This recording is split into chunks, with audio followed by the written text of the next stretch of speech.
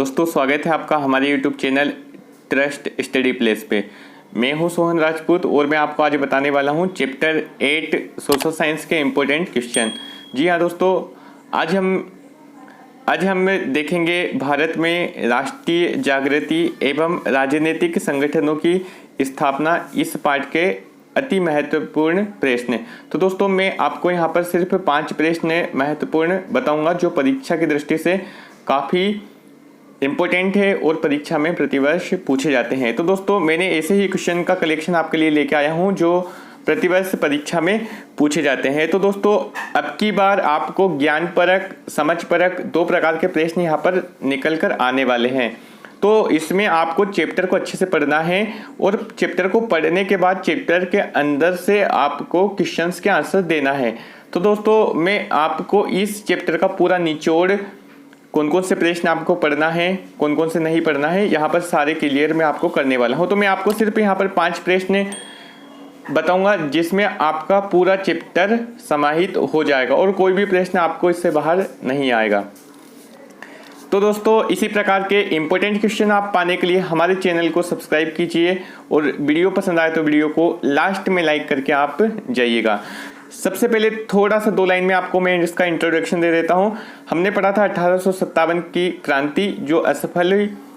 उसके बाद दोस्तों भारतीय निराश हो गए और भारत में पूर्ण तरीके से शांति सी छा गई थी, लेकिन कुछ स्वतंत्रता संग्राम की स्मृति जनमानस में विद्यमान रही। तो 1858 के पश्चात जब भारतीयों में जो चेतना जागृत हुई वह विशुद्ध रूप से भारतीय थी और भारतीयों में यह अनुभव किया गया कि उनके और अंग्रेज प्रशासन के हितों में भिन्नता है। मतलब कि 1857 की क्रांति से भारतीयों को यह बात समझ में आ गई थी कि जो भी अंग्रेज है वह हम पर कुल मिला के शासन कर रहे हैं और हमें गुलाम बनाने की कोशिश कर रहे हैं। तो 1857 की क्रांति ने यह नींव सभी के बीच में डाल दी थी और भारतीयों को साफ साफ समझ में आ गया था कि अंग्रेज हमारे हित के लिए नहीं है, हमारे अहित के लिए है। तो मैं आपको प्रश्न नंबर 1 इसमें जो मोस्ट इंपोर्टेंट क्वेश्चन है दोस्तों, इसमें 5 स्टार आप लगा सकते हैं और यह प्रतिवर्ष परीक्षा में पूछा जाता है। यहाँ पर 3 प्रश्न लिखे हुए, तीनों का अर्थ एक ही है। आप अच्छे से देख लीजिए, मैं आपको इंग्लिश मीडियम में भी इसका आंसर बताऊंगा, क्वेश्चन बताऊंगा। प्रश्न नंबर 1 है जो कि 5 स्टार है, भारतीय राष्ट्रीय कांग्रेस के उद्देश्य लिखिए।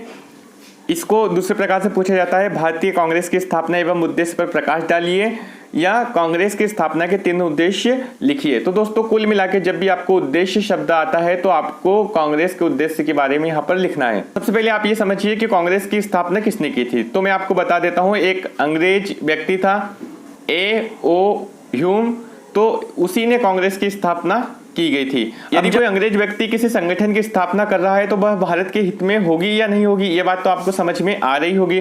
तो दोस्तों कांग्रेस की स्थापना भारतीयों के हित में नहीं थी। तो कुछ इतिहासकार कहते, मैं नहीं बोल रहा हूँ दोस्तों, यहाँ पर आपको कुछ बातें हो सकता है किसी को कड़वी लगे, लेकिन मैं नहीं बोल रहा हूँ, इतिहासकार ऐसा बोल रहे हैं। आपकी बुक में लिखा हुआ है A.O. ह्यूम और उनके साथियों ने अंग्रेज सरकार के इशारे पर ब्रिटिश साम्राज्य की सुरक्षा कवच के रूप में कांग्रेस की स्थापना की थी। कांग्रेस की स्थापना का उद्देश्य था कि अंग्रेजों को सेफ रखना और भारतीय और अंग्रेजों के बीच में एक प्रकार का ब्रिज तैयार कर देना, एक प्रकार का संगठन तैयार कर देना, ताकि दोनों के बीच में युद्ध ना हो, लड़ाई नहीं हो जो 1857 में हुई थी। अब जो बातें होगी मतलब कि कुल मिला के भारतीयों को समझा दिया गया है, एक कांग्रेस की स्थापना करके आपको ये बोल दिया गया कि आप अब पत्र पे पत्र लिखिए, आपको मिलना है तो आप भीड़ के साथ नहीं मिल सकते, आप डेलीगेशन के साथ मिलेंगे, आप एक एक करके आपका जो नेता है वह जाकर डायरेक्ट अंग्रेजों से बात करेगा। तो दोस्तों काफी हद तक यह गलत था, लेकिन कांग्रेस के उद्देश्य जो हमें बुक में लिखे हैं वो हम याद करते हैं। यदि यह क्वेश्चन इंग्लिश में आता है तो इसमें आता है, right the AIIMS of the Indian National Congress, right objective for the formation of Congress. तो हम देखते हैं भारतीय राष्ट्रीय कांग्रेस की स्थापना के प्रमुख उद्देश्य क्या थे। तो मुंबई के गोकुल, आपको ये भी याद रखना है, मुंबई के गोकुलदास तेजपाल संस्कृत विद्यालय में 28 दिसंबर सन 1885 को व्योमेश चंद्र बनर्जी को इसका अध्यक्ष बनाया गया था। आपको इस बात का याद रखना है, व्योमेश चंद्र बनर्जी इसके प्रथम अध्यक्ष थे। आपको ऑब्जेक्टिव में एओ ह्यूम भी आता है, लेकिन एओ ह्यूम इसके संस्थापक थे, ना कि इसके प्रथम अध्यक्ष थे। कांग्रेस के उद्देश्य हम देखते हैं तो राष्ट्र के हितों की रक्षा हेतु तत्पर भारतीयों से संपर्क कर मित्रता बढ़ाना, जाति धर्म प्रांत या संकीर्ण भावना का त्याग कर राष्ट्रीय एकता की भावना का प्रचार प्रसार करना, आगामी वर्षों के लिए राजनीतिक कार्यक्रमों की रूपरेखा निर्धारित करना और देश में जनमत को संगठित करके उनके साथ प्रशिक्षित करना और शिक्षित वर्गों की सहमति से सामाजिक मुद्दों पर विचार विमर्श करना। कुल मिला के दोस्तों इनका उद्देश्य था कि हम भारतीयों से युद्ध के रास्ते नहीं जाकर हम उनसे जो भी बातें हैं उन्हें समझा बुझा के शांत कर दें। तो हमने यही इसमें पढ़ा। आपको यह 5 पॉइंट यहाँ से याद करना है। तो आपको परीक्षा में 3 आते हैं, 3 अंकों में आता है तो 3 पॉइंट लिखना है, 4 अंकों में आता है तो आपको कोई भी 5 पॉइंट यहाँ से लिखना है। अब यदि हम देखते हैं अगला प्रश्न, तो ये है भारतीय राष्ट्रीय कांग्रेस की स्थापना एओ ह्यूम ने किस उद्देश्य को लेकर की थी? What purpose the Indian National Congress was founded by AO Hume. तो दोस्तों यह प्रश्न का आंसर मैं आपको बता चुका हूं, उसी प्रश्न से मिलता जुलता इसका प्रश्न है। एओ ह्यूम ने किस उद्देश्य को लेकर की थी, तो उद्देश्य मैंने आपको साफ साफ यहाँ पर क्लियर कर दिए हैं। तो आप उसी से मिलता जुलता इसका प्रश्न का उत्तर आप लिख सकते हैं और आप अपनी बुक या परीक्षा बोर्ड में भी इससे कंफर्म कर सकते हैं। तो दोस्तों वीडियो काफ़ी लंबा होगा, इसलिए मैं आपको सभी प्रश्नों के उत्तर यहाँ पर नहीं बताऊंगा। प्रश्न नंबर 3 है, भारत में बसने वाले यूरोपियों ने इल्बर्ट बिल का विरोध क्यों किया? ये 2010, 2012, 2018 में पूछा गया है, तो हो सकता है 2021 में भी यह प्रश्न पूछा जाए। Why did the European staying in India protest against the यहाँ इल्बर्ट बिल आएगा, तो इल्बर्ट बिल का विरोध क्यों किया था?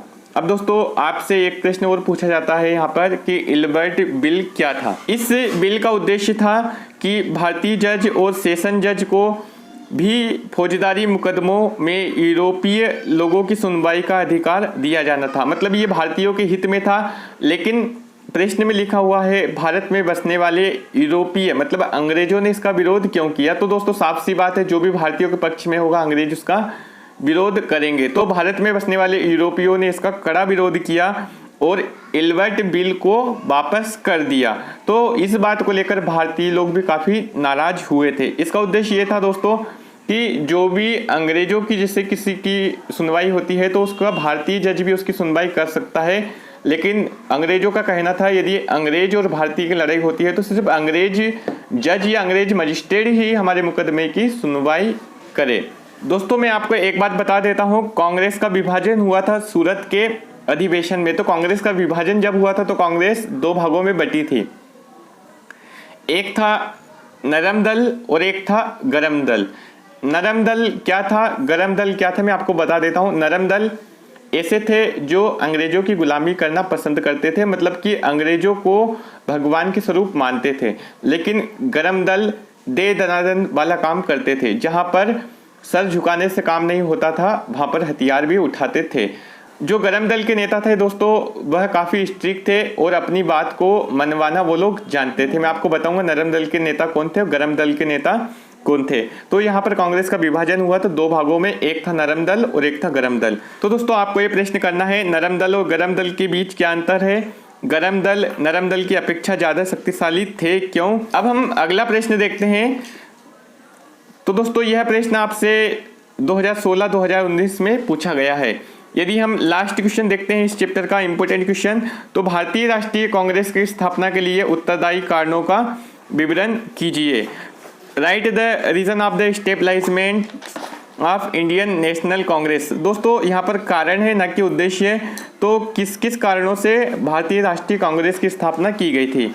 दोस्तों इसके कुछ कारण थे। आर्थिक शोषण था, शासन की दोषपूर्ण नीतियां थी और सामाजिक तथा धार्मिक जागरण था और साहित्य का योगदान। तो दोस्तों कुछ आपको यहाँ पे इस प्रकार से इसका उत्तर दे देना है।